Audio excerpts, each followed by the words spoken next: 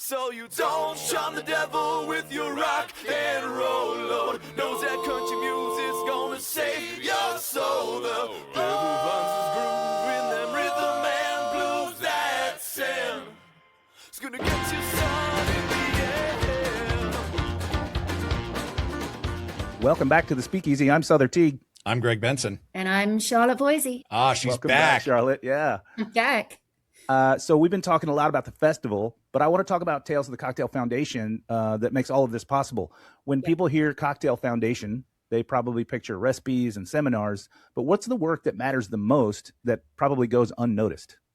Yeah, thank you for saying that. So we are a non-profit organization. Tales of the Cocktail Foundation works year-round to educate, advance, and support the global drinks industry. That's a pretty big statement, right? So there's kind of a lot that can fall under that. So anytime we get the chance to promote, support bartenders, communities here in the US and internationally, we'll jump in and do so. We have certain programs year-round that we look after. We have also brought back our Tales on Tour program in, which is where we take a mini version of Tales to different cities and we customize the program in so that those local communities get exactly what they need and want. And we share that platform and invite them to come and give seminars with each other. So it's really about any time that we can advance bartenders' quest for education, for connection, again, here in the US and internationally.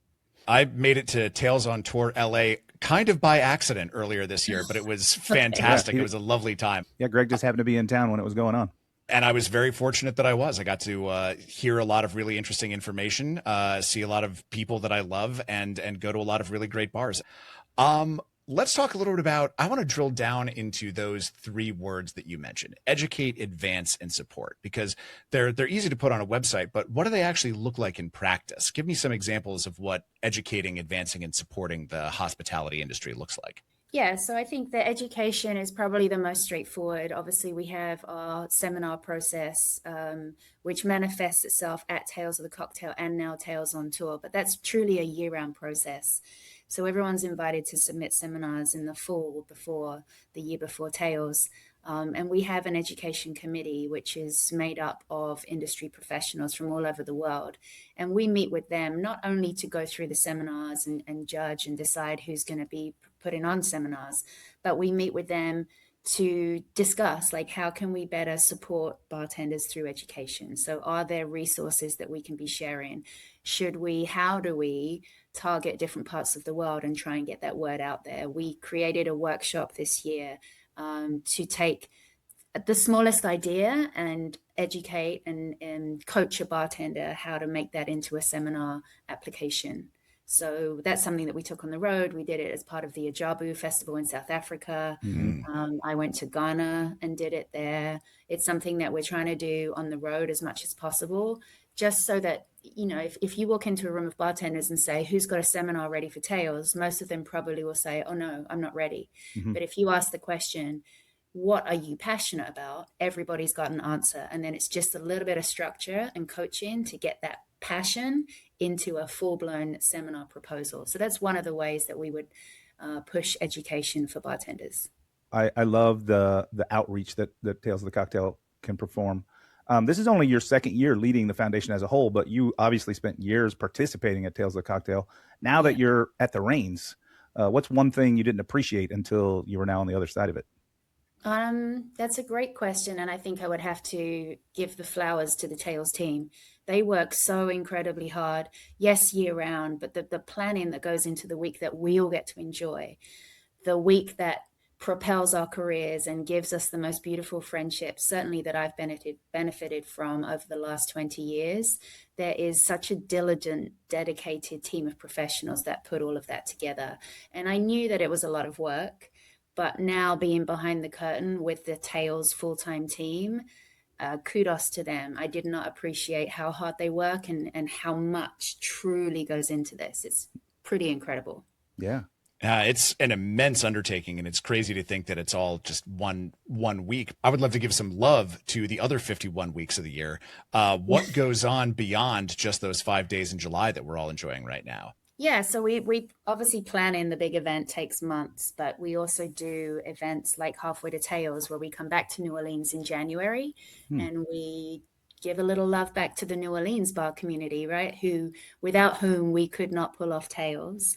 And then ironically, a lot of them miss out on Tales. Yes, it's on their doorstep, but Yep. they're working or they're living or they're, going about their daily business and not always able to take advantage of the biggest, most important cocktail festival, which happens to be in their town, in their backyard. So we come in January and put on a few seminars, facilitate some networking, some connection, and just try and say thank you and hear from them and get them involved. So that's one of the things that keeps us ticking along throughout the year. I love it. That's the first time hearing of it. So I'm glad we're getting the word out about that. Maybe I'll swing down in January of next year. Yeah.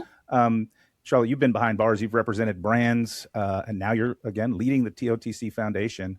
How has your perspective on hospitality in general changed throughout your career?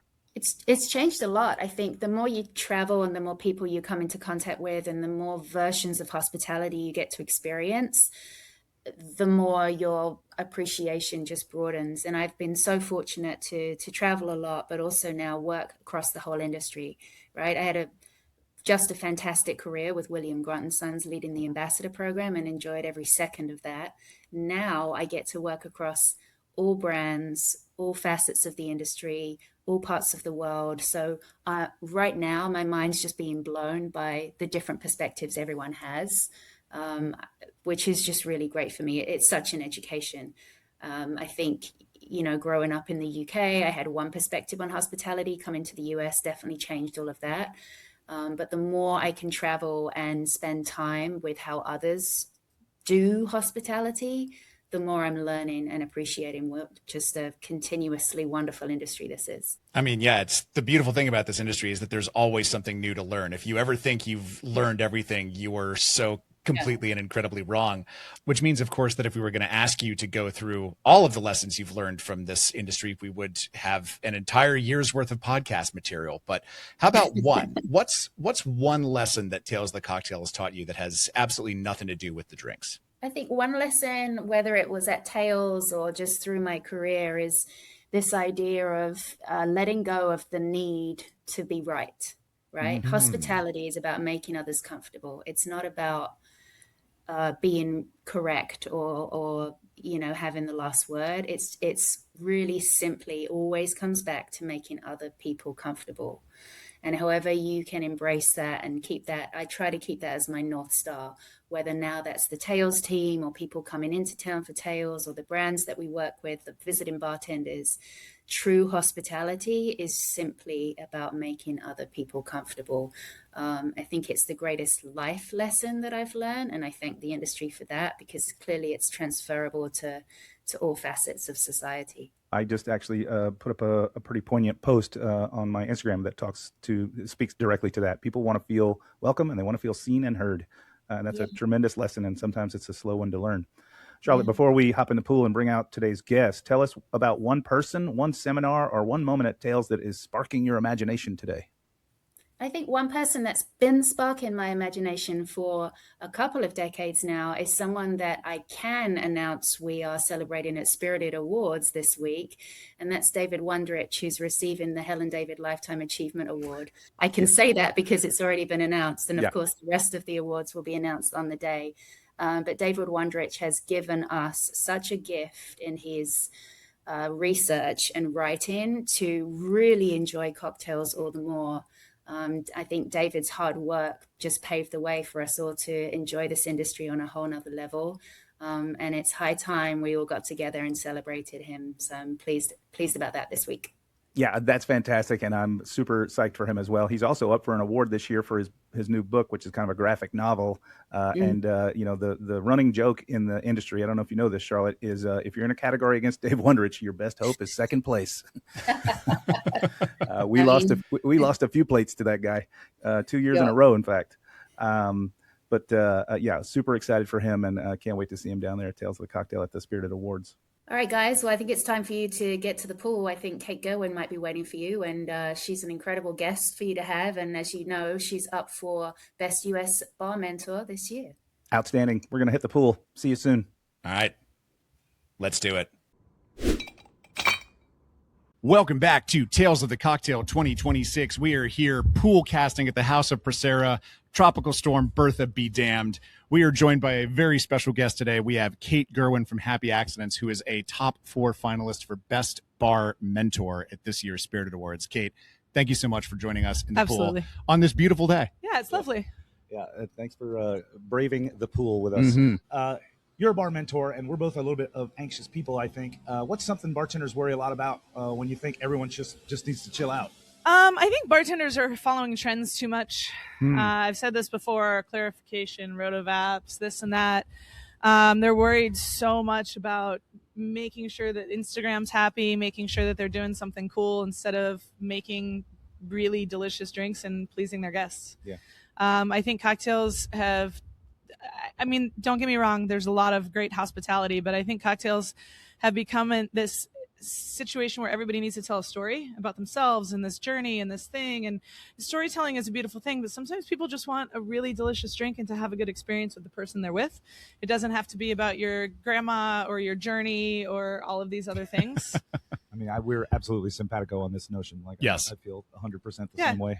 Well, and this also leads nicely into a question I wanted to ask about burnout. Since you're up for a mentoring award, I wanted to ask, you know, a lot of the hype around mentoring is about like putting together a team, like nurturing new talent, like finding people who are young and hungry, but not everyone in the industry is young and hungry. So say someone is listening to this episode as they're closing the bar. They've been in the industry 5 years. They're burning out. They are wondering if they want to stick with it. What would you say to them? You got to find where your love came from in this industry for me. I don't think there's this reinvention of falling back in love. I think you have to dig deep into why you were here. But for me personally, there's nothing else that I would ever want to do. Like, I love this industry through and through.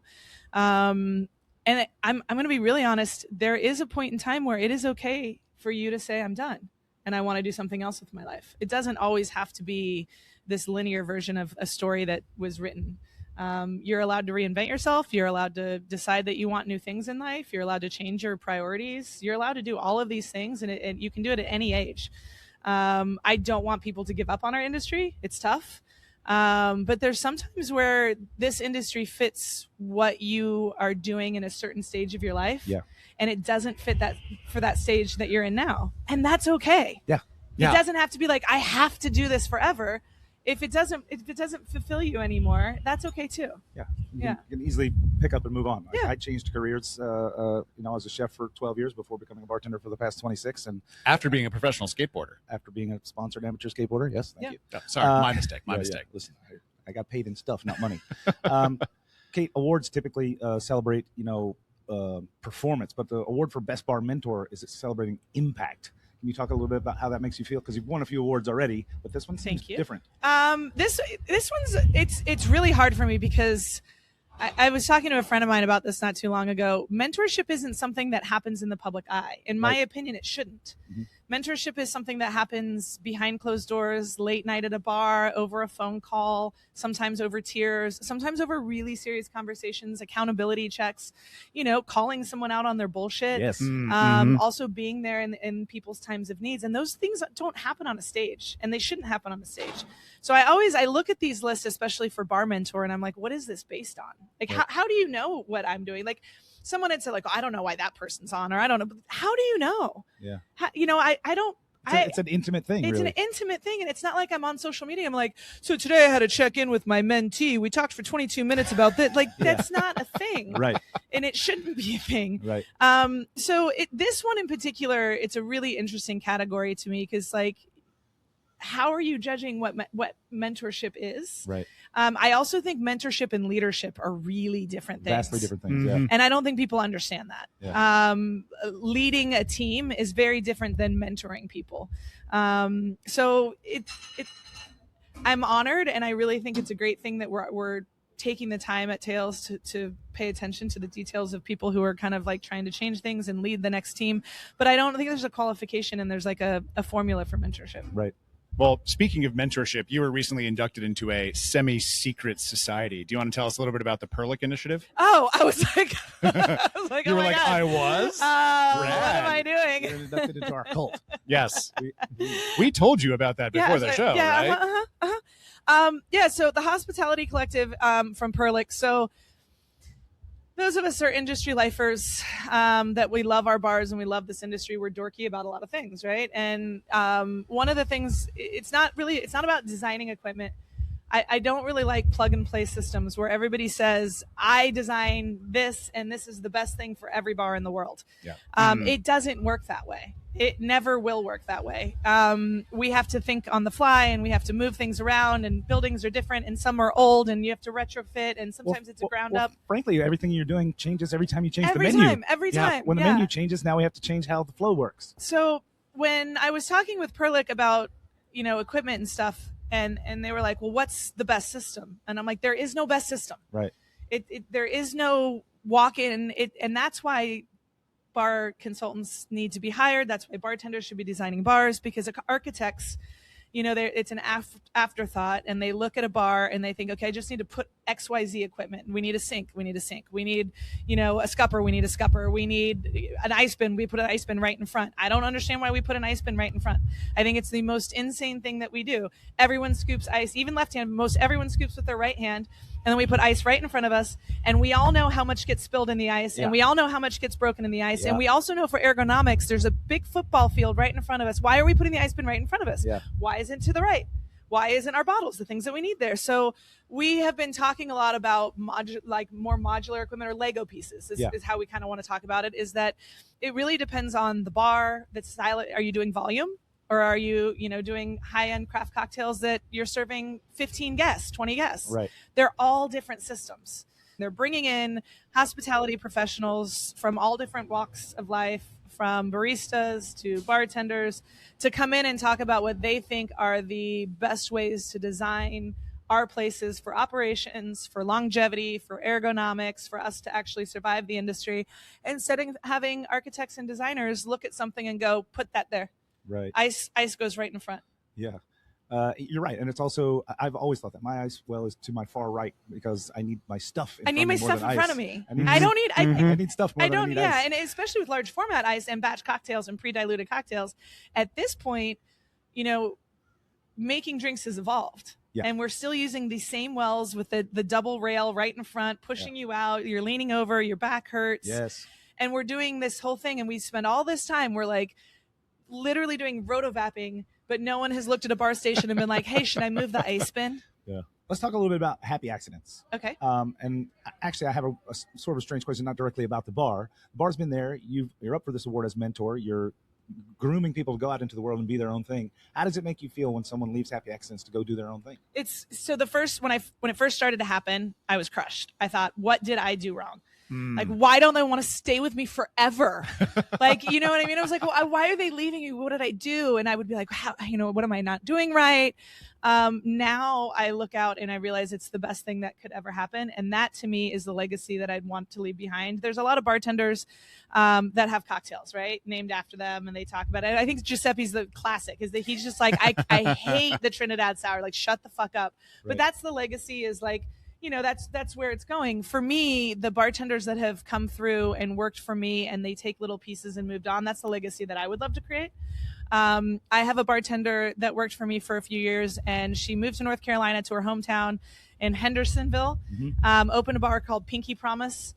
And it's like in a tiny town, and she's doing craft cocktails, and we went and visited, and I saw little bits of happy everywhere. I cried almost the whole time. Yeah. But she has introduced craft cocktail culture to this tiny place, and it's spreading around the world. And when I go to the bars, when I see bartenders that have worked for me, and I see even just a mannerism or a way they hold the bottle or a cocktail that I am like, we did a version of that. It makes me incredibly proud. Yeah, it should. That's the best thing ever. It should. I feel exactly the same way. The lineage of people who have come through that tiny little bar of mine and gone on to do such bigger things. Alfred, everybody. I mean, Yeah, that's the golden rule. I think at first it was like me worrying or me being like, now I have to do this and what am I doing wrong? And then I look out and I'm like, no, this is actually what it should be. Yeah. They should be leaving. I thought everyone's going to be a partner. What are we going to have 300 partners that are all trying to retire off one little bar? Yeah, right. You know, I'm like, why don't you want to just stay here? And they're like, because I want to do it for myself. Right. And they should. Yeah. And the thing is, you've instilled that in them, both those skills that come with that, but also the confidence to do it at all. Yeah. Yeah. Yep. That's incredible. Thank you. And speaking of new bars, I want to talk about Bad Apple. But first, we've got some pretty good looking apples ahead of us, so we should dive into these. We're going to go ahead and take a quick break, and then we'll come back with some Lairds and with Kate Gerwin of Happy Accidents. Stay tuned. Yeah. As you're celebrating America's 250th this year, remember, before there was the United States, there was Laird's. Family distilled since 1698, Laird's is the original American spirit. So whether you're toasting this summer with an apple brandy old-fashioned or a refreshing Jack Rose, reach for the spirit that's been with us since the beginning. And to celebrate our 250th anniversary of independence, Laird's is releasing something special. Limited to only 1,300 hand-numbered bottles, this spirit has been aged for 13 years and has the richness to prove it. Head over to lairdandcompany.com to grab yours today. And here's to another 250 years of American apple brandy. And we're back at the House of Procera, Poolcasting with Kate Gerwin, up for Best Bar Mentor at this year's Tales of the Cocktail Spirited Awards. Laird's has sponsored this episode, and we're going to talk about Laird's because we're going to talk about apples, because you're opening a new bar all about apples. But in the meantime, let's taste a little bit of this 13-year-old that they put out just for the 250th anniversary of the nation. Let's do it. I am super excited about this. Yeah, Lisa brought it by this morning. Personally dropped it off, which was very nice. Yeah, it's they only made 1,300 bottles. Yeah, we're just tasting this stuff. It's the good stuff. It's aged 13 years to commemorate the 13 first colonies, and then it's at 56% ABV to commemorate the signers of the Declaration of Independence. So pretty rad stuff. Cheers, guys. Cheers, team. Oh, yeah. Ooh, baby. Wow. That's lovely. I mean, I've been a huge fan of Laird's for a long time. I'm shocked that she brought this one. I really love it. The Laird's Jersey Lightning, which is just the unaged juice, delicious. Yep. The standard apple brandy, of course. This is the 7-year-old. Incredible stuff. That's awesome. That's really good. Anyhow, tell us a little bit about Bad Apple and the plans there. So myself and a very dear friend of mine, Sean, who owns a bar in Houston called Reserve 101, incredible whiskey bar, massive whiskey collection. We've been talking about doing something and opening a bar together for a couple of years, and a space in Montrose in Houston opened up, and he said, hey, you want to come check it out? I've been looking at the space for a while. They dropped the lease. Let's look at it. And I said, sure, let's go check it out. And I went and looked at it, and he's like, what do you think? And I was like, I think we're opening a bar. It's a fun little space, and we really wanted to do, like, I hate to be cliche, like the anti-cocktail cocktail bar. Like I was saying a little earlier about guest shifts and this and playing the game and the awards and all this stuff and just getting ahead of ourselves. We wanted something that is non-pretentious, casual, fun, upbeat, a really great place that everyone feels welcome, but also has stellar cocktail program, but doesn't have to be shoved in your face. Great. And you're going to center it around apple spirits? We are, yeah. So very rebellious, Bad Apple, kind of like we want to do what we want to do. Love it. You know, it works. But of course, you know, I love Calvados. I love apple brandy. I love fruit spirits in general. Yeah. I don't think that they're highlighted enough in cocktail bars. Nope. It tends to be an afterthought. And it just kind of like, we were talking one day and we were like, you know, we want to do this like Bad Apple bar and this and this. And like, then all of a sudden we were like, and why wouldn't we do like a focus on apple spirits? Yeah. So yeah, we want to educate people about spirits that they're not used to in a fun way. And I think apples are accessible, you know, forbidden fruit, all of that stuff. Yep. Have some fun. Yeah. I got to say, I do like them apples. Yep. Yeah. So you own Happy Accidents. You're soon to open Bad Apple. Yep. Owning a bar brings a lot of new challenges and strains. Do you miss just being able to walk in, rock the bar, and walk out? No. I miss it dearly. Do you? Yeah. Yeah, no. I don't. I love what I do. I love, you know, Happy Accidents my team is beyond amazing. My business partner, my general manager, my bartenders, everybody loves what they do, loves the bar, loves the space, and that type of feeling and that like the camaraderie that we share amongst each other is way better than just coming in, working a shift, and leaving.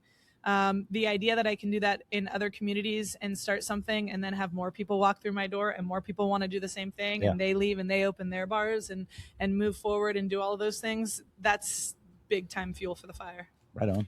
And this is so fun because Tal, who we interviewed yesterday from Bar Us in Bangkok, was literally saying that she's like, people have come in as customers and then the next day come back and been like, can I have a job application? Like, can I work here? So I love the idea of you just inspire people to you just inspire people to take the next step, the next leap, the next thing that they're ready for. My general manager was our first regular, came in the night we opened, drank for 3 hours, and I actually had to cut him off and ask him to leave. Not because he was being obnoxious or anything. It was just at that point where I was like, okay, he's been here and we're going to flip the table. And, you know, you've had a lot of drinks. And he came back the next night and became one of our greatest regulars, ended up working as a bartender and is now our general manager. I love it. You know, amazing. Bartender, protect me from myself. Yeah.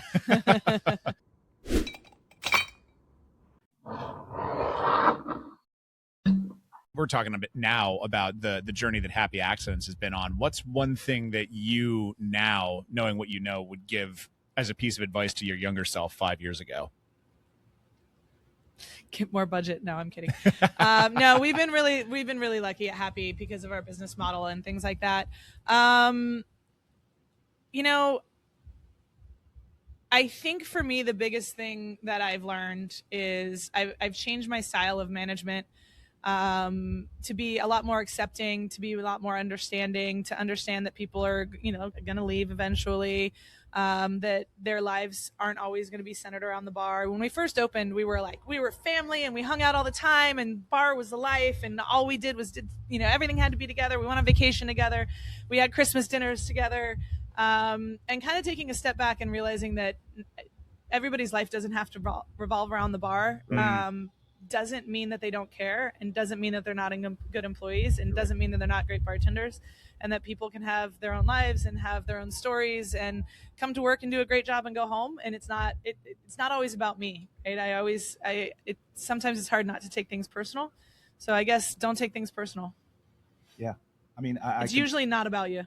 Yeah. Almost never. It's almost never about you. Yes. And that is a thing that is nearly impossible to convince people of. Yeah. They think everything's about them. I mean, even me, like something happens, you're like, oh my God, are they mad at me? What did I do? What did this? What is that? And then like you say, hey, and they're like, this has nothing to do with you. Yeah, but that's just how we are as humans. You didn't even enter the equation. Yeah, you okay? Just it's very rarely personal. Yeah.